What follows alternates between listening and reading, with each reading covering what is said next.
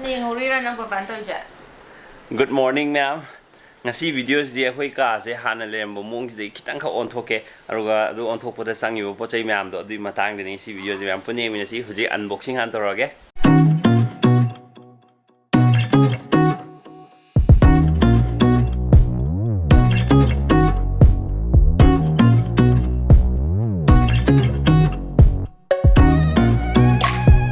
Ma'am adu di ai na ngasi ai ka je modify toge have sida changado production ado ma'am da han ucharamge ado fiber production se ai na Meesho dagi leibani Meesho je kamba app no hagadi India gi 1 crore hen user leiraba aduga 50 lakh hen product yawba adugumba makhal gi app ni masdai nupa gi fashion gi nupi fashion gi natraga angang gi saksang da sangadaba items yum da sangadaba items ma'am pull up yawi aru fiber production se mamanga product ki quality ga adum chuna ba makhal gi product akte yawi aruga sidagi app sidagi laibada yam nungai se cash on delivery yai akoi yum da delivery torkani aduga aina pamdre na product da aina pamda ba ma yawarme harga ju yam line return do yai aduga Meesho dagi khoina product se resell do su yai koi social media platform na iba me am sida ko resell dorga commission charge su yai do yum da from na pisa tan bagi adum option na ma zulai aduna me am ai Meesho app asigi description da link loi hapsaramage me am download to send biro aduga me am su try out to bio ahan dugi product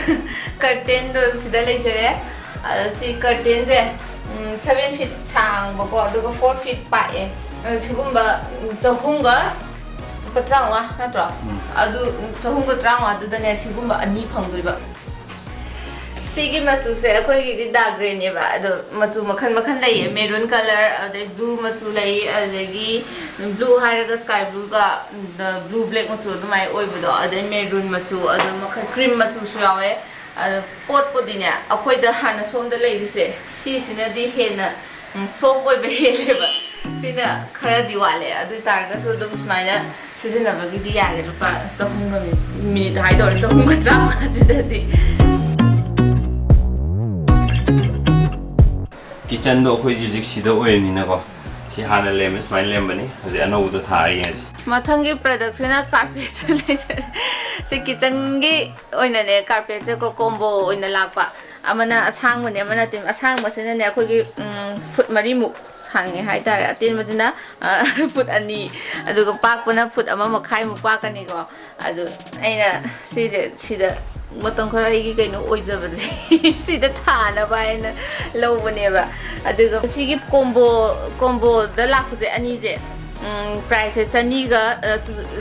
nipan khatane ba adu yare se mamanduga potsiga yengna ba kan di quality jo dum season ba ya ba pot ne adu price jo dum honge nungaye season ba dum yare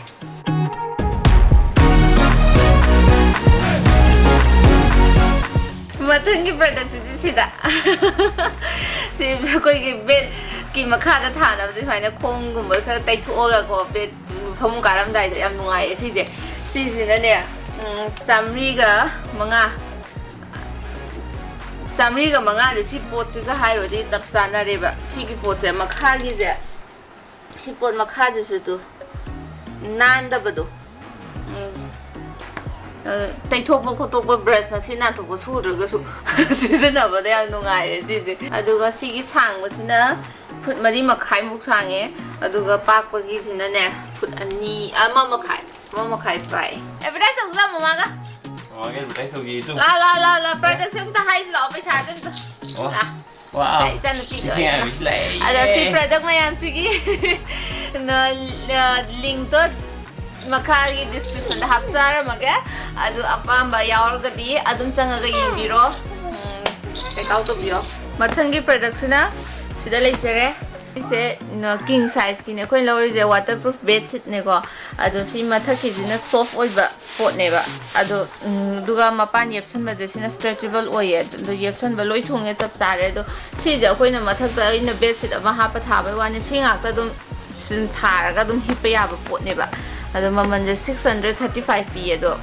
yamna phare maman duga hairo di sigi pot se ado hoje akoi di anga su lai banina si je moina kai kai to sala ju yam kana kare tu ꯁꯤ ꯉꯥꯛꯇ ꯊꯥꯔꯒꯁꯨ ꯁꯤꯖꯤꯟꯅꯕ ꯌꯥꯏ ꯑꯗꯨ ꯇꯣꯏꯅ ꯁꯨꯔꯅꯦꯅꯀꯣ ꯑꯩꯈꯣꯏꯁꯦ ꯃꯊꯛꯇ bedsheet ꯑꯃ ꯍꯥꯞꯄꯒ ꯑꯣꯏꯅ ꯁꯤꯖꯤꯟꯅꯩꯌꯦꯕ ꯑꯗꯣ ꯁꯤ ꯉꯥꯛꯇ ꯍꯤꯞꯄꯒꯁꯨ ꯅꯨꯡꯉꯥꯏꯅꯦꯕ ꯁꯤ ꯋꯤꯟꯇꯔꯗꯁꯨ ꯅꯨꯡꯉꯥꯏꯒꯗꯧꯕ ꯄꯣꯠꯅꯦ ꯁꯤ ꯃꯊꯛꯀꯤ ꯄꯣꯠ ꯐꯤꯁꯦ ꯂꯨꯝꯕꯗꯣ ꯋꯥꯔꯝ ꯑꯣꯏꯕꯒꯤ ꯑꯣꯏꯅꯀꯣ ꯁꯤ ꯄꯣꯠꯁꯦ ꯌꯥꯝ ꯁꯣꯐꯁꯨ ꯑꯣꯏꯔꯒ ꯋꯤꯟꯇꯔꯗ ꯁꯤ ꯉꯥꯛꯇ ꯊꯥꯔꯒ ꯑꯗꯨꯝ ꯇꯨꯝꯕ ꯅꯨꯡꯉꯥꯏꯒꯅꯤ ꯃꯆꯨꯁꯨ ꯃꯈꯜ ꯃꯈꯜ ꯂꯩꯌꯦ ꯁꯤꯗ ꯒ꯭ꯔꯦ ꯀ꯭ꯔꯤꯝ ꯋꯥꯏꯠ ꯑꯗꯒꯤ ꯃꯦꯔꯨꯟ ꯕ꯭ꯂꯨ ꯕ꯭ꯂꯦꯛ ꯂꯣꯏꯅ ꯐꯪꯉꯦ ꯃꯊꯪꯒꯤ ꯄ꯭ꯔꯗꯛꯁꯤꯅ ꯕꯦꯗꯁꯤꯠꯅꯦ सिगी ग्रे कलर की बेडशीट से कोई ग्रे द खरा ngauजरे ग्रे याम लौरे अदु किंग साइज ने सिगी बेड से को बेडशीट से अदु बेडशीट से ग्रे हागा पूरा प्लेन ग्रे दु नतेबा स्ट्रिप चलेबो को ग्रे न ग्रे द से स्ट्रिप चटपनेबो को अदु फजाइए सी जे फी जे दुगा पिलो कवर अनि यावे सी प्राइस का दी सी थाब याम नुंगाये प्राइस से 335 खतनीबा अदु सिमों पाफिदक से हारदी यामनदी नुंगाइरे माय क्वालिटी जे थाबा येपसन बो खोचन बलोय नुंगाइ हिपसु नुंगाइ याम साने प्राइस का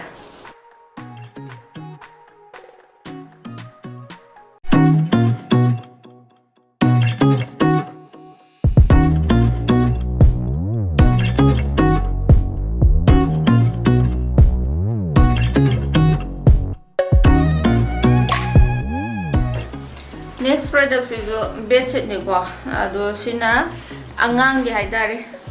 अनि कॉम्बो पैक कोइन लाए 391 दा अनि से अदो सिगी बेडशीट अमा ममांग गी दिना दि हेना नुंगाइ को फबसु हेले अदो सिजे अइना खनबदा अंगांग गी नि ने अखोइ गे अंगांग गी सानबम गुम्बा थंबीदना अदुदा थारगा अखोइ गी मखाइ गी बेडशीट तो तुम्बगी सिजनबा नतबा मोइगी सानबम दोइना थाबीबदो अदुगी बेडशीट अदु नोइना नुंगाइनि सिजे तो मिकी माउस जे कोइना सु लौरिने अंगांगना पामजगदबा अनि लवे चमने पिंक मचुगा सि ब्लू जुगा सि जो मिकी माउस प्रिंट याक्तन मयाम प्रोडक्ट सिंग जिगी लेबिनिंग बा यावरगदी लिंक तो मखागी डिस्क्रिप्शन ता हापचरमगे पादा सिदा हाइसिसा अदो मयाम सुंगा साइदिगे इन प्रोडक्ट मयाम हाइजरी सिंजे सिगी लिंक तो डिस्क्रिप्शन ता हापचरमगे नो मयाम साइदिगे आइना हाइजरीबा प्रोडक्ट मयाम से सिजिगी लिंक्स मखागी डिस्क्रिप्शन ता हापचरमगे अपाम्बा यावरगदी चेक आउट तोबियो अदो सिजनबदि लोइ नुंगाइरे मीशो एप लोइना डाउनलोड तौरगा मीशो अदुदगी डायरेक्ट ओइना लेबियो हाइदि ममनजु होंगनो फंगे अदगी पोचु नुंगाइरे अपाम अपाम खल्लगा ओइना अदुदगी चंगागा लौबिरो बाय बाय करो वीडियो ओ लोइसनदोइरो आइना बाय बाय मथंगी वीडियो अमुका लाखिनि अदुदम थेंनारसे अदो मैं ngasai grey machugi mopak pitak to adudi paisa de worth it ne haijini adai loimak su loimak phadi phaiba loimak ko adu aina khwai de pamjaru ba haigadra grey machugi mopak pitak ti ai hanjan hanjan laini atopa machu makan makan khalaga ngangai akoina lemi je mopak pitak lising biraga lerami ne ko hojiki mopak pitak lupa chamri ga khara pibra chahung ga khara pibra do adudi hambra lising bibudugi